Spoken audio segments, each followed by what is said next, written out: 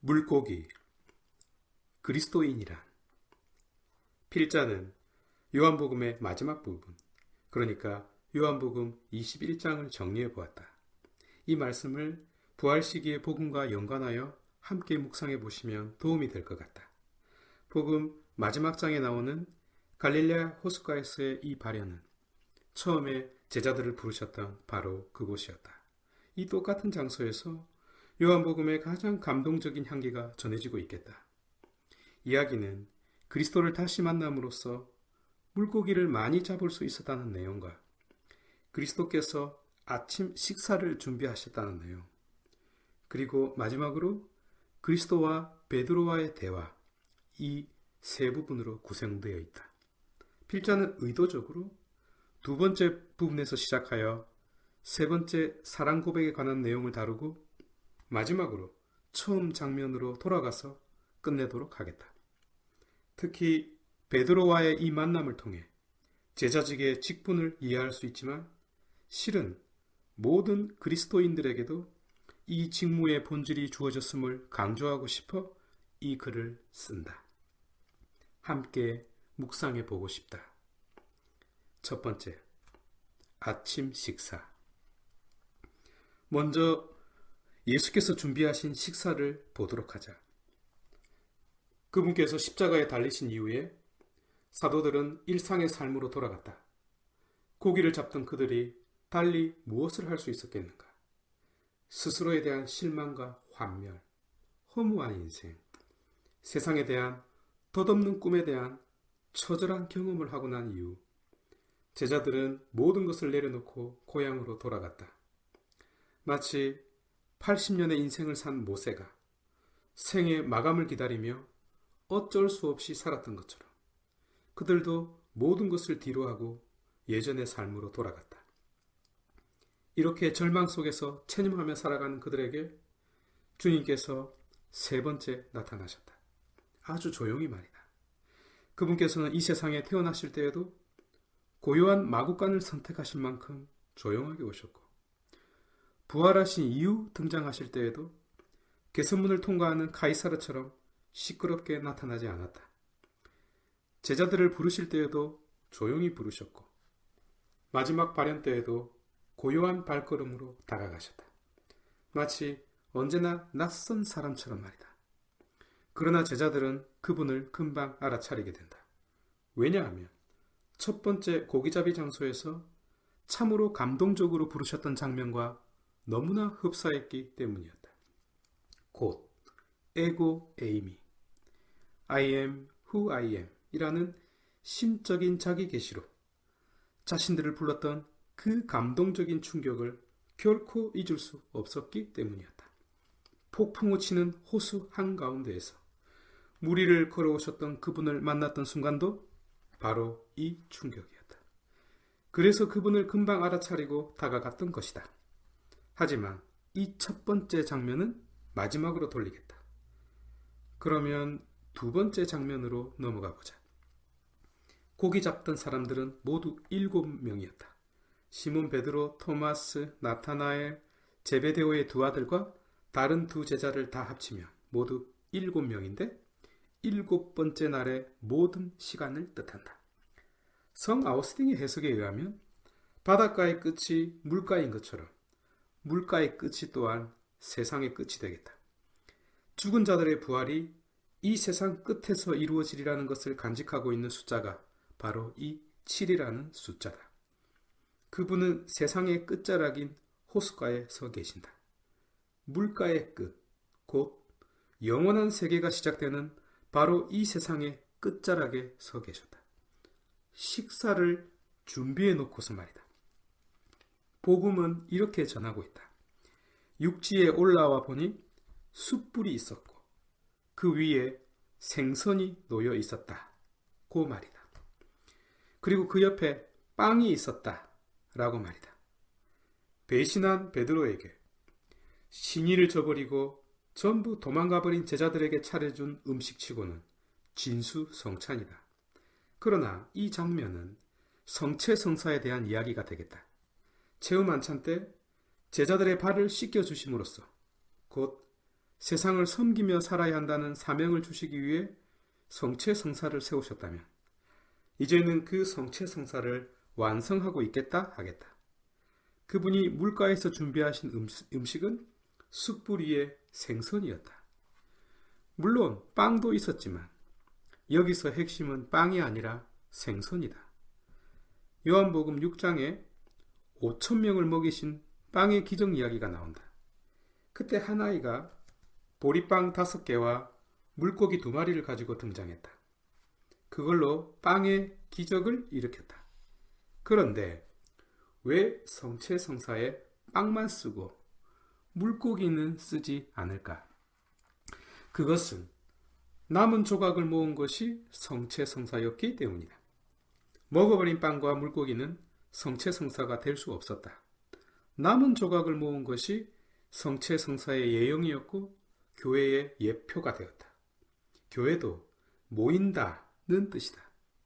그렇다면 그때 먹고 없애버린 물고기는 아무것도 아니었을까? 그렇지 않다. 억지로 말하자면 그것은 없어진 성체성사라고 말할 수 있겠다. 무슨 뜻일까?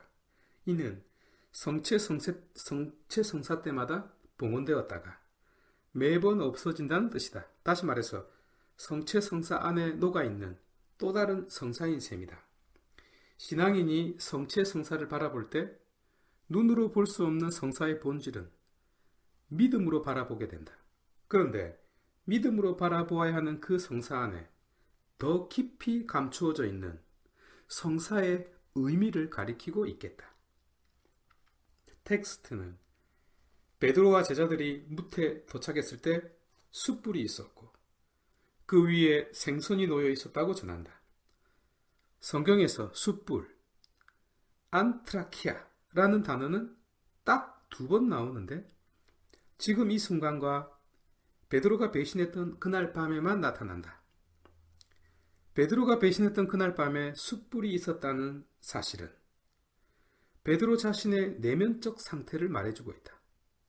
베드로는 닭 울음소리만 들어도 그 목을 비틀어버리고 싶은 심정일 수밖에 없었다. 그러나 그 닭보다도 더 가슴을 후려 팠던 것은 다른 것이었다. 바로 숯불이었다. 그날 밤은 너무나 추웠다 라고 전하고 있다. 너무나 추웠다는 말은 또한 너무나 어두웠다는 뜻이기도 하다. 그날 밤은 너무나 깜깜했던 밤이었기 때문에 아무것도 볼 수 없었던 밤이었다. 그러나 모든 것이 동전의 양면처럼 장단점이 존재하듯이 그 어두운 밤 역시 다른 사람을 잘 볼 수 없다는 단점이 있었으나 다른 사람이 자신을 잘 볼 수 없다는 장점도 있었다. 말하자면 자신의 비인간적 행위를 가려주고 있는 어두운 밤이기도 했다. 그런데 서로를 가려주는 그 어두운 밤에 그 숯불은 자신의 모습을 적나라하게 비추고 있었다. 하여 텍스트가 그날 밤은 너무나 추웠다 라고 전하고 있는 것이다. 그 숯불은 자신이 얼마나 추위에 떨었는지, 자신의 영혼이 얼마나 추웠는지를 그대로 보여주고 있었다. 자기 존재 전체를 걸고, 자기 목숨 전부를 걸고, 자기의 모든 신념을 걸고 맹세했던 그 순간을 베드로는 그 숯불 위에 전부 불태워버렸다. 그 숯불 위에 말이다. 자기 삶의 과거와 현재, 아니 미래까지도 그 숯불 위에 태워버렸던 순간에 베드로와 스승은 나와 너의 관계가 아니라 나와 그의 관계로 바뀌고 있었다. 이제는 스승이 잡혀 죽게 되었다 하더라도 자신까지 죽을 필요는 없는 합리화라는 친구가 그 자리를 대신하게 되었다. 너였던 스승은 그라는 자로 멀리 내보내고 새로운 친구인 변명을 너로 맞아들였다. 그리하여 엄청난 거리감이 생겨나고 있었다. 인간을 가장 불행하게 만들고 비참하게 만드는 거리감 말이다. 하지만 그 거리감은 자기 안에서 생겨나는 거리감이었다. 스스로를 영원히 떠나보내는, 자신을 외톨이로 만드는, 자신을 스스로 영원한 단절로 몰고 가는 그런 거리감이었다. 엄청난 고통이다. 그러나 마약이 통증을 없애주듯 합리화라는 변명은 베드로의 친구가 되어 상냥하게 위로해 주었다. 그 친구가 말했다. 너의 입만 다물고 있으면 그만일 뿐. 아무도 너의 배신을 알 수 있는 사람은 없을 거야. 그것을 따질 자는 스승밖에 없는데 그 스승은 체포된 상태이고 분위기를 봐서는 사형 선고를 받을 것 같아. 걱정하지 마. 그러자 베드로가 다시 걱정되어 묻는다. 스승께서 당신 제자들을 토설하면 어쩌지? 내가 그분 다음으로 잡히지 않을까? 그러자 친구는 체포될 당시에 나를 붙잡았으면 다른 사람들은 놓아주라고 말씀하셨던 스승께서 당신의 추종자들을 토설하실 리는 없을 거야 라고 등을 두드리며 베드로의 걱정을 없애주었다. 그리하여 베드로와 스승 사이에는 너무나 멀고 먼 거리가 생겨나 버렸다. 마치 아담이 하느님에게서 멀어진 거리만큼 말이다. 그 거리는 자신이 스승에게 가까이 가고 싶어도 반대로 스승이 가까이 오려고 해도 좁혀질 수 없는 영원한 거리감이 되고 말았다. 왜냐하면 그것은 베드로 자신이 만들었던 거리감이었기 때문에, 자신이 옷처럼 입고 있는 거리감이었기 때문이었다. 이제 그는 그 누구를 만나더라도 사실은 그 누구와도 만날 수 없는 고립 상태에 놓이게 되고 말았다. 지옥의 그림자가, 죽음의 휘장이 베드로를 뒤덮어 버렸다. 유다가 은전 30립을 받았다면 베드로는 돈도 없이 입만 나불대는 친구 한 놈만 생겼다. 이제 주사위는 던져졌고 루비콘 강은 이미 건너가 버렸다. 스승으로부터 가장 신뢰를 받은 자로서 그의 가슴은 쓰라릴 수밖에 없었지만, 하지만 어쩌겠는가. 세라비.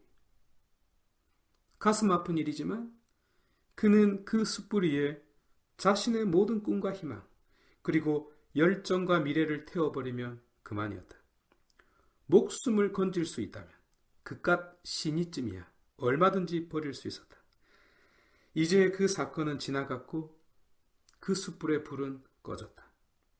자신의 영혼을 생생하게 비추었던 그 숯불이, 자신의 마음이 그렇게 추웠음을 보여준 그 숯불이, 자신의 인격과 신의와 삶의 모든 가치를 전부 불태워버렸던 그 숯불이 영원한 과거로 묻히고 있었다. 잊을 수 없는, 아니 이제는 잊어야만 하는 그 숯불의 아픔을 간직한 채 베드로는 발길을 돌렸다. 그런데 참으로 아이러니한 일이지 않는가. 잊어야만 하는 그 불꽃을 지우려고 하면 할수록 지웠다는 그 사실 자체는 지워지지 않으니 말이다. 가슴 속에서 없애려고 하면 할수록 태워버린 그 흔적은 더욱 진하게 남고 있으니 말이다. 그런데 갑자기 생각하지도 못했던 그 불꽃이 자기 앞에 다시 나타나고 말았다. 그 숯불이 바로 앞에 놓여 있었던 것이다.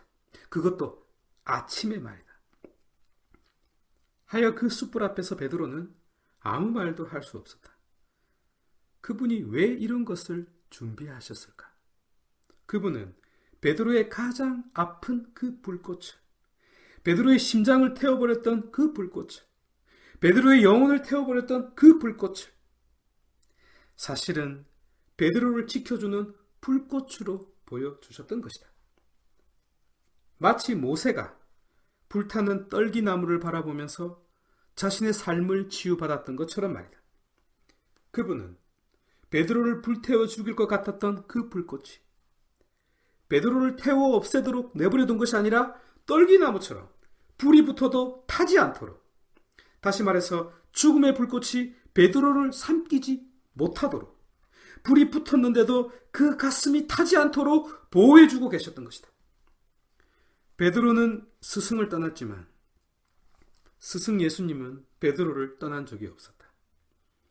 성 아우구스틴의 고백이 생각나지 않는가? 님은 내 안에 계셨건만 나는 내 밖에서 님을 찾아 헤매었다. 는 고백 말이다. 그렇다. 그리스도께서는 한순간도 베드로를 떠난 적이 없었다. 그리스도께서는 단 한순간도 우리들 중 그 누구에게서 떠난 적이 없었다. 아무리 죄가 크다 할지라도, 아무리 자격이 없다 하더라도, 아무리 스스로 영원한 거리감을 가지고 있다 하더라도 그분은 우리를 결코 떠난 적이 없었다. 무슨 말인가? 숯불이 불타는 가시덤불로 바뀌고 있었던 것이다 하여 모든 것이 자리를 바꾸고 있었다. 죽음이 생명으로 바뀐다. 고통이 감동으로 바뀐다. 배신이 사랑으로 바뀐다. 순간이 영혼으로 바뀐다. 방관이 참여로 바뀐다. 머리가 가슴으로 바뀐다. 눈물이 기쁨으로 바뀐다. 일상이 신비로 바뀐다. 죄가 은총으로 바뀐다. 겸손이 위대함으로 바뀐다. 가난이 풍요로움으로 바뀐다. 비천함이 축복으로 바뀐다. 인간의 얼굴이 신의 얼굴로 바뀐다. 유심히 보자. 그분께서는 이 숯불 위에, 반석이었던 그 베드로의 배신 위에 음식을 준비하고 있었다. 베드로 자신에게는 스스로 배신했기 때문에 그 숯불이 고통스러움으로 다가왔다면, 당신에게는 베드로의 아픔이 곧 당신의 아픔이었기 때문에 그 숯불이 베드로가 느끼던 고통보다 더 큰 고통으로 다가왔다. 그래서 베드로의 아픔이라는 숯불 위에 동시에 베드로의 아픔을 생각하는 당신의 아픔 위에, 곧 당신 순환의 숯불 위에 음식을 준비하시고 제자들을 위하여, 곧 우리들을 위하여 그 음식을 준비하고 있었다. 그런데 복음은 그 숯불 위에 생선이 놓여 있었다고 전하고 있다. 그럼 그 생선을 나눠주면 될 일이다. 와서 먹으라고. 그런데 그렇게 하지 않았다. 왜? 그것은 뒤끝이 A 트리플인 사람이 하는 짓이기 때문이다. 그것은 복수하는 것이다. 정상적인 사람은 그 음식을 먹으라고 하면 결코 먹을 수가 없다. 너의 죄를 네가 잘 알렸다 라는 뜻이기 때문이다. 언제나 사랑을 가르치셨던 그분이 복수할 일은 없다. 오히려 그들의 입장을 잘 아셨기 때문에 베드로의 신발을 신고 제자들의 옷을 입고 말씀을 건네셨다. 그래서 생선이 있는데도 불구하고 전혀 예기치 못한 금방 잡은 물고기 몇 마리를 가져오라고 주문했던 것이다. 분위기를 전하는 해서가 아니다. 그래서 갑자기 일이 생겼다. 마치 사마리아 우물가의 여인에게 물을 청하면서 그 여인에게 어떤 일을 주신 것처럼 그녀의 다친 가슴을 스스로 열어 자신의 두레박을 꺼내야 하는 일을 주신 것처럼, 그래서 그녀의 가슴 속에서 생수를 스스로 퍼올릴 수 있도록 하신 것처럼 그녀 스스로 목마름을 해결할 수 있는 길을 찾게 해주신 것처럼 베드로도 이제 물고기를 가져와야 하는 일을 받게 된다. 일이 생겼던 것이다. 이것이 뜻하는 바는 이렇다. 주님께서 만드신 아침 식탁, 곧 성체성사는 당신의 일방적 통행으로 만들어지지 않는다는 것이다. 내가 갖다 드려야 하는 물고기가 필요하다는 뜻이다. 말하자면 그리스도와 나의 관계는 상호관계라는 말이다. 그 식탁에는 반드시 사도들이 참여해야 하는 수고가 있어야 한다는 의미였고 사도들의 품위가 갖추어져야 한다는 뜻이었다. 그런데 그 수고와 품위는 그리스도께서 주신 은총의 기회였다. 그 물고기를 곰곰이 생각해보자. 제자들이 가지고 왔지만 사실은 그리스도께서 잡게 해준 선물이었다. 동시에 그리스도께서 주신 선물이지만 제자들이 그리스도의 말씀에 순종함으로써 잡을 수 있었던 물고기였다. 말하자면 사도들의 땀의 결과이면서 동시에 은총의 결과였던 것이다. 어쨌든 성찬의 전례는 하느님의 선물이 없어도 안 되지만 나의 참여가 없어도 이루어지지 않는다는 점이다. 그래서 하느님의 사랑은, 하느님의 은총은, 하느님의 성사는 상호 양방향 통행이다. 전례의 본질은 그리스도께서 나에게 오셔야 하지만 나도 그리스도께 가야 이루어진다. 그래서 물고기를 가지고 오라고 명하시는 것이다. 그런데 어떤 사람들은 이렇게 말을 한다. 주님, 저는 참으로 큰 죄를 저질렀습니다. 라고 말이다. 그런가? 그렇게 죄가 큰가? 베드로는 가장 가까이 있는 자로서 가장 큰 죄를 저질렀다. 또 어떤 이는 주님, 저는 알게 모르게 너무나 많은 죄를 지었습니다. 라고 말한다. 그런가? 죄가 그렇게 많은가? 사도 바오로는 자기도 모르게 그리스도를 박해하고 크리스찬을 박해하는 죄를 저질렀다. 또 다른 사람은 주님, 저는 성체성사 안에 계신 그리스도를 잘 믿을 수가 없습니다. 라고 말한다. 그런가? 믿는 것이 그렇게 힘든가? 토마스도 부활하신 그리스도를 믿지 못했다. 이 세상에 하느님 앞에 합당한 자가 누가 있는가? 그리스도께서는 우리가 죄가 없고 깨끗하고 완벽한 자이기를 요구하지 않으신다. 그런 생각은 아예 없다. 당신이 요구하시는 것은 그것을 가지고 오라는 것이다. 그것이 무지이든 죄악이든 불신이든 배신이든 자기학대이든 미움이든 증오이든 나약함이든 컴플렉스이든 약한 본성이든 넘어짐이든 관계없이 바로 그것을 가지고 오라는 것이다. 베드로처럼 말이다. 그래야 아침 식탁을 차릴 수 있기 때문이다. 이것이 바로 물고기이다. 이 물고기를 그리스도께 갖다 드려야만, 다시 말해서 그리스도께서 그것을 받으신 후에야 비로소 당신 숯불 위에 그 물고기를 구울 수 있다는 뜻이다. 이렇게도 중요한 행위다. 그래서 박해받던 초창기 교회에서 물고기는 그리스도인의 정체성, 곧 암호로 사용되었던 가장 중요한 단어가 되었다. 물고기, 익스투스라는 단어는 이 이니셜을 합친 단어다. 예수스, 크리스토스, 테오스, 휘오스, 소테르. 곧 구원자이신 하느님 아들 예수 그리스도의 약자다. 그래서 이 숯불 위에 올려진 물고기는 순환당하고 있는 그리스도를 상징하는 기독교의 암호가 되었던 것이다.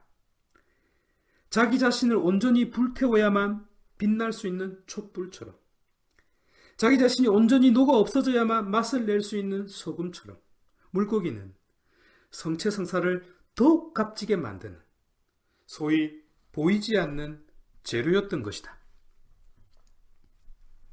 계속 강조해 본다. 없어지려면 먼저 있어야 하지 않겠는가? 그러니 자신의 물고기를 가지고 와야 한다. 그리스도께서 원하시는 것이 바로 이것이다. 1등이라는 물고기가 아니라, 성공이라는 물고기가 아니라, 명예라는 물고기가 아니라 꼴찌 베드로의 물고기, 실패한 베드로의 물고기, 눈물 흘리는 베드로의 물고기, 곧 초라한 나 자신의 모습 그대로의 물고기를 원하셨던 것이다. 내가 가지고 오는 그 재료는 아이가 가지고 왔던 물고기였고, 베드로가 가지고 왔던 배신이었고, 제자들이 가지고 온 눈물이었고, 토마스가 가지고 온 불신이었다. 그 물고기는 내가 저지른 죄악이었고, 내가 걸어온 인생이었으며, 내가 가지고 온 나 자신이었던 것이다. 그렇다. 그리스도께서는 내가 가지고 온 이 재료를 숯불, 곧 당신의 순환 위에 올려놓았다. 그 위에 사랑이라는 소금, 용서라는 양념, 곧 당신 자신의 생명을 그 양념으로 하여 멋진 음식을 만들어 하느님께 봉헌하셨다. 이렇게 물고기가 놓여진 그 아침 식사는 제자들과 베드로의 눈물과 배신, 그리고 그 아픔이 고스란히 담겨있는 식사였다. 그러나 이 아침상을 드는 순간, 나의 땀과 눈물로 만들어진 그 음식을 먹는 순간, 나는 그 아침상이 십자가에 달려 피를 흘리신 그리스도의 사랑으로 만들어진 식사라는 것을, 나의 죄악 때문에 숨이 막혀 돌아가셨던 하느님의 사랑으로 차려진 식사라는 것을 깨닫게 될 것이다. 그렇다. 이 음식은 불신과 신앙, 악마와 천사, 교만과 겸손, 타락과 순수함이 만나는 자리, 말하자면 인간성과 신성이 만나야만 하는 장소를 뜻하고 있었다. 그 장소는 그리스도께서 사랑으로 죽으려고 했던 곳이고, 부활로서 베드로, 곧 나를 기쁘게 했던 곳이었다. 나에게는 배신으로 죽어야 했던 곳이지만 동시에 당신에게는 사랑으로 죽어야 했던 곳이었다. 그렇다. 성 아우스팅의 말씀처럼 허풍을 떨었기 때문에 무너졌고 호언장담을 했기 때문에 넘어졌던 그 자리, 놀랍게도 울었기 때문에 깨끗하게 되고, 고백했기 때문에 용서받게 되고, 고난을 받았기 때문에 월계관을 쓸 수 있었던 똑같은 자리였다. 그래서 그 자리는 무엇보다도 베드로의 구원을 위해 그리스도께서 죽어야 했던 곳이지만, 반면에 무엇보다도 먼저 그리스도를 선포하기 위해 베드로도 죽어야 했던 바로 그 자리였다. 말하자면 그 자리는 같은 자리였다. 바로 이것이 사크라멘토입니다. 오늘날 교회는 성사를 만남이라고도 해석하는데 바로 이런 이유가 숨어 있기 때문이다. 하느님의 은총이 우리의 죄악과 만나고 하느님의 희생이 우리의 눈물과 만나기 때문이다. 하여 이 자리는 나에 대한 사랑 때문에 나의 구원이 이루어지고 있는 자리다. 이 자리에서 나에게 영원한 축복을 주신다. 내가 나 자신의 물고기를 갖다 드린 까닭이다. 이 축복을 주시려고 그분은 이 감동적인 잔치상으로 나를 부르신다. 그리하여 첫 번째 부르셨을 때 사람 낚는 어부로 만들어 주시겠다고 약속하셨던 그분께서 또다시 부르셨을 때에는 사람 낚는 어부, 아니 놀랍게도 사람이 된 어부가 되게 만드셨다. 나아가 어부 중의 어부, 곧 모든 종들의 종, 세르부스 세르보름이 되게 만드셨다. 베드로의 발을 씻겨주시며 성체 성사를 제정하신 분께서 이제는 베드로의 눈물을 닦아주시며 최후의 만찬을 완성하고 계셨다. 베드로가 마음으로부터 회개할 수 있는 기회를 주시고 동시에 나약한 베드로에게 변함없는 깊은 신뢰로 감싸 주시면서 말이다. 나의 죄악으로 만드신 아침상이 놀랍게도 나의 구원을 이루고 있었다. 기독교 신앙은 그래서 감동의 신앙이며 기쁨의 신앙이다. 한 명의 구원을 위해 올인하는 신앙이다. 내가 아니면, 나의 고통과 눈물이 없으면, 나의 죄악과 넘어짐이 없으면, 나 자신이 가지고 있는 상처받은 가슴과 찢어진 심장이 아니면, 곧 나의 물고기가 없으면 예배는 이루어지지 않기 때문이다. 이처럼 당신의 위대하심과 전지전능하심도 내가 없이는 아무것도 하지 못하시기 때문에 요한은 하느님은 사랑이시다 라고 고백했고, 이레네오 교부는 하느님은 구원이시다 라고 노래했던 것이다. 그 핵심에 바로 내가 서 있었던 것이다. 그렇다. 나는 그토록 중요한 존재다. 마치 아이가 갖고 싶은 장난감을 얻지 못하면 끝내 울음을 터뜨리는 것처럼 나를 원하지 않고는, 나를 소유하지 않고는 눈물을 흘릴 만큼 그분에게 있어서 나는 귀중한 존재다. 두 번째, 나를 사랑하느냐? 아침 식사를 마친 후에 예수님과 베드로의 대화로 요한복음의 가장 아름다운 피날레가 장식된다. 먼저 간단하게 설명할 내용이 있다.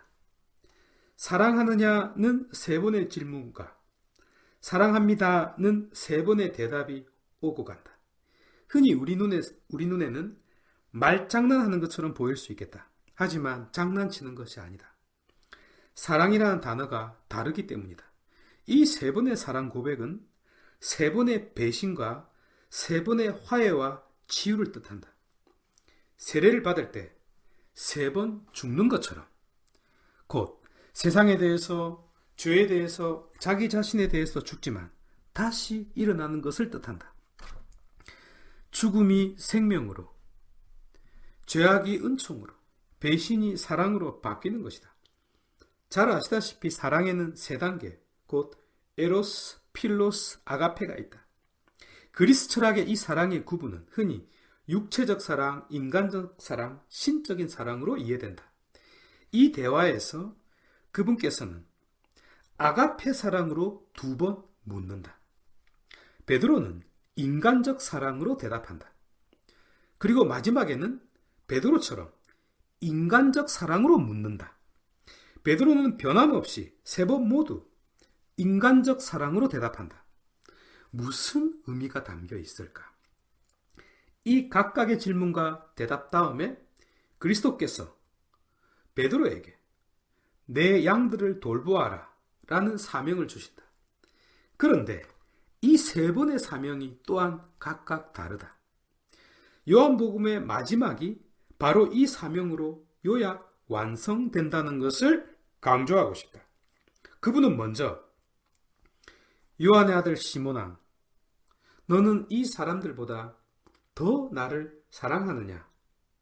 라고 아가페 사랑으로 묻는다. 베드로는 대답한다. 당신은 아십니다. 제가 당신을 사랑한다는 것을. 필로스 사랑이다. 그러자 이렇게 명하신다. 내 양들을 돌보아라. 보스케 라고 말이다. 이 양, 아르니아는 희생제물로 바치는 어린 양을 뜻한다. 그러니까 엄마가 아기에게 우유를 먹이고 음식을 주듯이 온 정성을 다 쏟아 보살피라는 뜻이다. 여기에 조건 한 가지를 달았다. 어린 양인 나의 양들, 곧 너무나 분명하게 너의 양들이 아닌 나의 어린 양들을 돌보라고 말씀하셨다. 두 번째로 묻는다. 요한의 아들 시몬아, 너는 나를 사랑하느냐? 역시 아가페 사랑, 아가파스메이다. 베드로는 처음과 똑같이 답한다. 당신은 아십니다. 제가 당신을 사랑한다는 것을. 필로스 사랑이다. 그런데 이제는 처음과는 다른 포이마이네라는 명을 내린다. 내 양들을 쳐라고 말이다. 여기서 양은 어른 양, 프로바타를 말한다. 그러니까 울타리를 치고 양들의 숙소도 짓고 옆으로 새는 놈이 없도록 살피고 늑대의 공격으로부터 막는 그런 직무를 수행하라는 뜻이 되겠다. 마치 오늘날 세상의 많은 교회에서 하고 있는 사목을 뜻한다. 그러나 마지막 세 번째는 기가 막힌 질문에 기가 막힌 명을 내린다. 이제는 질문을 바꾸어 묻는다. 베드로가 대답했던 바로 그 대답을 질문으로, 곧 요한의 아들 시몬아, 너는 인간적으로 나를 사랑하느냐? 필레이스메? 라고 필로스 사랑으로 질문하신다. 세 번이나 질문을 하는 바람에 베드로는 서글퍼졌다. 그는 참으로 비통한 마음으로, 하지만 진심으로 자신의 온 존재와 신앙을 걸고 대답한다.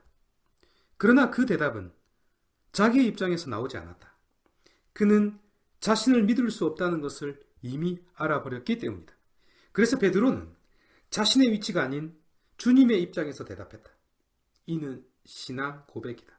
그는 주님, 당신은 모든 것을 아시고 제가 당신을 인간적으로 사랑하고 있다는 것을 온전히 아십니다. 라고 한결같이 인간적 사랑으로 대답했다. 베드로의 한결같은 대답을 들으신 후 그분께서는 이제 실천 불가능한 명을 내리신다. 보스케타 프로바탄무 라고 말이다. 직역을 하자면 나의 다 큰 양들을 어린 양 돌보듯이 돌보라는 뜻이다. 아기에게 우유 먹이듯 어른에게 음식을 주고 아기가 감기가 안 걸렸는지 열은 없는지 체크하듯 어른한테도 그렇게 하라는 명이었다. 엄마가 아기에게 잠시도 눈을 떼지도 못하고 하루 종일 돌보듯이 다 큰 어른을 하나하나 신경 써서 보살피라는 사명이었다. 자기들이 알아서 다 할 수 있는데 말이다. 그러니까 이 명령은 몸이 10개라도 수행할 수가 없는 명이다. 그렇다면 무슨 뜻일까? 필자는 이 이유가 주님께서 베드로를 교회의 반석으로 삼은 이유라고 생각한다. 이것은 물고기와 같은 의미이기 때문이다. 이 말씀을 하시려고 먼저 물고기를 먹였던 것인지도 모르겠다. 이 마지막 사명은 가톨릭 교회가 그렇게 자랑하듯이 역사와 전통과 원천을 부여하는 것이 아니다. 그분이 베드로에게 바라셨던 사명은 거창한 것이 아니었다. 베드로에게 교회 전체를 돌보는 위대한 목자직을 맡기고 수익권을 내세우는 자가 되라는 것이 아니었다. 온 세상을 성화시키는 위대한 사랑을 실천하라는 뜻도 아니었다. 세상 끝까지 가서 복음을 선포하라는 명도 아니었다. 그것은 핵심이 아니었다. 오히려 이것은 직무의 본질을 가리키고 있다. 그분이 주신 명은 단순하고 명확했다. 전체 교회를 돌보는 일도 해야 하지만 무엇보다 중요한 사명은 당신의 양들을 엄마가 자신의 아이를 키우듯이 돌보라는 것이었다. 물론 어떻게? 라는 문제가 생긴다. 다 큰 양들을 어떻게 돌보라는 것인가? 그들에게 다가가서 보살펴 주겠다고 하면 내 일은 내가 알아서 합니다. 라고 답할 것이다. 그렇다면 도대체 어떻게 하라는 의미일까? 이는 태도의 문제였다. 신앙은 태도이기도 하기 때문이다. 에릭 프롬의 말이 생각난다. 내가 다른 사람을 사랑한다는 것. 그것이 참으로 사랑이 되기 위해서는 자기 가족을 사랑하듯이 그렇게 똑같이 다른 사람을 사랑할 수 있을 때라고 말이다. 그러나 이는 불가능하다. 하지만 어떤 의미에서는 가능하다. 그것은 한 사람에게 정성을 다할 때이다. 그가 세상의 모든 사람이라고 생각하는 것이다. 그가 세상의 유일한 사람이라고 생각하는 것이다. 그를 그리스도이며 동시에 하느님으로 대하면 가능하다. 야곱이 형 에사오를 만나기 전 야복강 나루터에 밤새 서 있을 때가 생각나지 않는가? 그는 아침이 되자 7번 땅에 엎드려 절을 하면서 형을 만난다. 그리고 이렇게 대답한다. 형님 얼굴을 바라보니 마치 하느님을 뵙는 것 같습니다. 라고 말이다. 이 세상에서 최고의 깨달음, 최상의 기쁨, 가장 으뜸 가는 신비는 바로 인간의 얼굴에서 하느님을 보는 것이기 때문이다. 너의 얼굴에서 하느님을 볼 수 있는 능력이야말로 구유에 누워있는 무기력한 아기의 얼굴에서 하느님의 위대함을 볼 수 있는 인식이야말로 십자가에서 처참하게 죽어가는 어린 양의 얼굴에서 하느님의 사랑을 깨달을 수 있는 그 마음이야말로 은총 중에 은총이고 신비 중에 신비이며 기쁨 중에 기쁨이 되기 때문이다. 그래서 마테오복음 25장 31절에서 46절의 최후 만찬에 관한 가르침에서 그분은 너희가 여기 있는 형제 중에 가장 보잘것없는 사람 하나에게 해준 것이 바로 나에게 해준 것이다 라고 말씀하셨던 것이다. 그렇다. 바로 이런 마음으로, 이런 정신으로, 이런 태도로 단 한 사람이라도 그를 그리스도처럼 대하는 목자, 자신의 양이 아닌 주님의 양으로 귀하게 대할 줄 아는 목자의 그 태도 안에서 그리스도의 사명이 수행된다면 그는 모든 사람을 섬기는 자가 될 수 있는 것이다.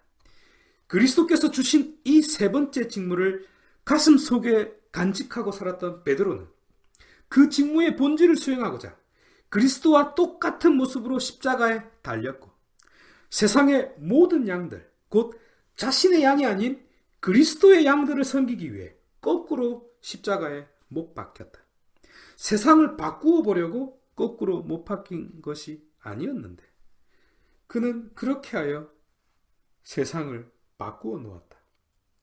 이렇게 거꾸로 달림으로써 그는 천국에서도 가장 위대한 자, 곧 어린아이와 같이 가장 겸손한 자가 됨으로써 그리스도께서 주신 사명을 완수할 수 있었던 것이다.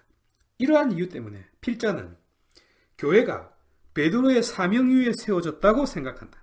물론 이 사명은 베드로의 인격과 베드로의 신앙과는 뗄래야 뗄 수 없다. 이 사실을 인정하더라도 필자는 세 번째 사명, 곧 내 양들을 돌보아라 라는 이 사명 위에 교회가 세워졌다고 확신한다. 가톨릭 교회는 베드로의 인격 위에 세워졌다고 말한다. 개신교는 베드로의 신앙 위에 세워졌다고 말한다. 양쪽이 다 이유가 있다. 가톨릭은 교회가 베드로의 인격 위에 세워졌다고 해야 역사와 전통과 권위, 곧 수익권을 내세울 수 있기 때문이다. 반면 개신교는 교회가 베드로의 신앙 위에 세워졌다고 해야 1500년의 역사적인 공백, 곧 원천과 바로 연결될 수 있기 때문이다. 많이 생각해 보았다. 베드로의 인격 위에 글쎄 그의 인격은 콘크리트로 만들어졌는가? 우리의 인격과는 다른가? 베드로의 신앙 위에 글쎄 그의 신앙이 바오로의 신앙보다 위대한가? 아니 토마스의 신앙보다 위대할까? 물론 이 두 이유는 참된 근거가 된다. 하지만 이 사명은 내 양을 돌보라는 세 번째 사명, 곧 최후의 만찬 때 제자들의 발을 씻어 주시면서 주셨던 사명을 수행할 때 그 본질이 드러난다. 서로 발을 씻어 주어라는 그 직무는 섬김과 봉사, 곧 사랑의 직무였기 때문이다. 이 영원한 사랑의 직무, 곧 영원한 섬김은 요한복음 마지막을 가장 감동적으로 장식한다. 왜냐하면 그분은 이 직무 위에, 곧 베드로가 가지고 왔던 물고기 위에 교회를 세우셨기 때문이다. 성 아우스팅의 말씀처럼 그 물고기는 베드로가 잡았지만 주님의 은총으로 잡을 수 있었던 물고기였다. 말하자면 베드로가 수행하는 직무이지만 동시에 주님께서도 함께 하시는 직무라는 뜻이다. 곧 베드로와 그리스도의 멋진 합작품 위에 나아가 우리 자신들과 그리스도의 합작품 위에 이 교회가 세워졌던 것이다. 당신께서 이루신 합작품이기 때문에 그리스도께서 언제나 늘 함께 하시는 것이 아니겠는가? 사실 요한은 베드로가 그리스도를 따라 십자가에 못 박히리라는 것, 그것도 십자가에 거꾸로 못 박혀 죽으리라는 것을 잘 알고 있었다. 말하자면 베드로가 수행한 직무, 곧 섬김과 봉사의 그 직무는 베드로 자신의 전 인격과 전 신앙과 전 존재와 삶이라는 물고기였음을 잘 알고 있었던 것이다.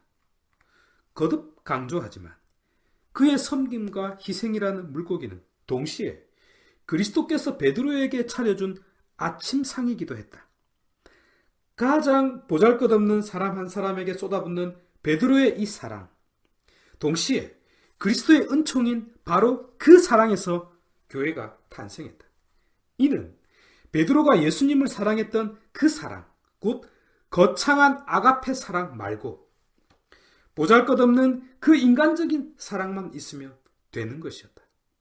그래서 주님께서는 베드로에게 당신을 사랑했던 그 인간적인 사랑으로 똑같이 당신의 양들을 사랑해달라고 명하셨던 것이다. 왜냐하면 그 양들은 주님께 속한 양들이었기 때문이었다.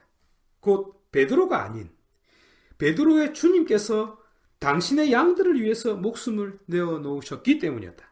그런데 바로 그 양들 중에 누구보다도 베드로 자신이 먼저 속해 있었다.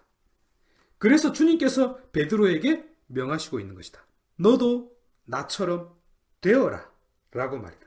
그래서 베드로가 제2의 그리스도가 될 수 있었던 것이다. 오늘날 제2의 그리스도라는 말만큼 오염된 호칭도 아마 없을 것이다. 얼마나 많이 써먹었는지 구린내가 날 정도다. 이는 교황도 주교도 사제도 그 누구도 함부로 쓸 수 없는 표현이다. 그것은 오직 그리스도의 권위를 대신해서가 아니라 그리스도의 죽음을 대신하여 보여주는 자에게 주어지는 영광스러운 호칭이었기 때문이다. 희생 없는 영광을 바라듯이, 수고 없는 결과를 바라듯이, 사랑 없는 존경을 바라듯이 결과만을 바라는 천박한 권위의 위선일 뿐인 것이다. 왜냐하면 제2의 그리스도는 베드로를 말하는 것이 아니라 그리스도를 따르는 자, 곧 그리스도인을 의미했기 때문이다. 그런데 베드로가 그 누구보다도 가장 먼저 그리스도인이었기 때문에, 아니 그리스도인이 되었기 때문에 제2의 그리스도가 되었던 것이다. 마치 상급을 걸어놓고 문제를 가장 먼저 푸는 자가 가져가게 했는데 결국 베드로 자신이 가장 먼저 그 상급을 받은 셈이 된 것과 같은 이치였던 것이다. 그러니 그를 제2의 그리스도라고 부르는 것은 옳은 표현이라 하겠다. 다만 그가 수익권을 지닌 교황이라는 뜻에서라기보다도 누구보다도 먼저 그리스도인이 되었다는 의미에서, 그리고 그리스도를 따른다는 의미에서, 또한 그리스도와 같은 운명을 지닌 자가 되었다는 의미에서 말이다. 세 번째, 처음처럼. 그러면 마지막 세 번째 단락으로 텍스트에서는 처음으로 돌아가 보자. 시리와 절망으로 다시 옛 고향으로 돌아갔던 제자들, 먹고 살아야 하기에 고기를 잡고 있지만 아무런 생의 기쁨도 목적도 없이 고기잡이를 하고 있다. 물 위에 떠다니는 부평초 같이 말이다. 그렇다. 살아도 사는 것이 아닌 삶, 곧 죽은 자로 살고 있었다. 그런데 호수 끝에서, 그러나 마음속 가장 가까이에서 익숙하고 친근한 그 목소리가 들려왔다. 긴가민가 했는데 고기가 엄청 잡히고 말았다. 세상의 수많은 사건은 해석하기에 따라 다르게 보일 수 있지만 지금 이 순간은 분명 우연과는 다른 어떤 익숙한 의미가 담긴, 이미 경험했던, 자신의 삶과 결코 떨어질 수 없는 어떤 강렬한 메시지를 담고 있는, 다시 말해서 어떤 방향을 향해서, 분명히 잘 알고 있었던 그 방향을 향해서, 일괄되게 서 있었던 그 방향을 향해서 돌아서 보라는 메시지가 틀림없었다.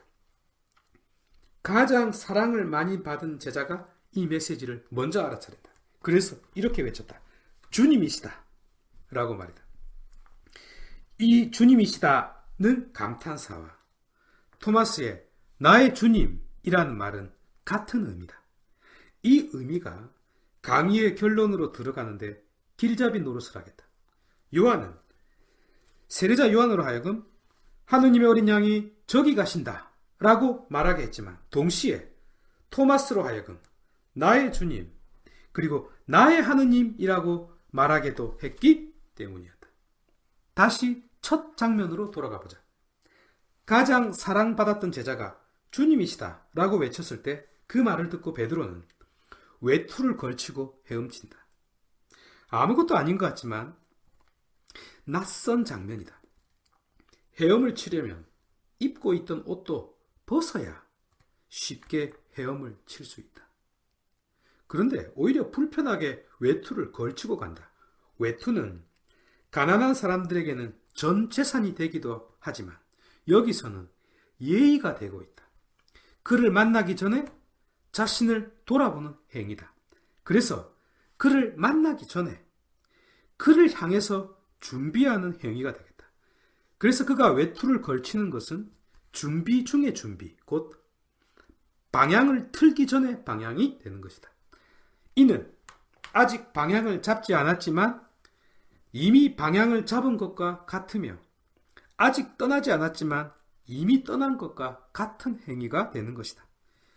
그리고 헤엄을 쳤다기보다는 물속에 자기 자신을 던져버린 것으로 표현되고 있는데 이는 무조건 출발했다는 뜻이다.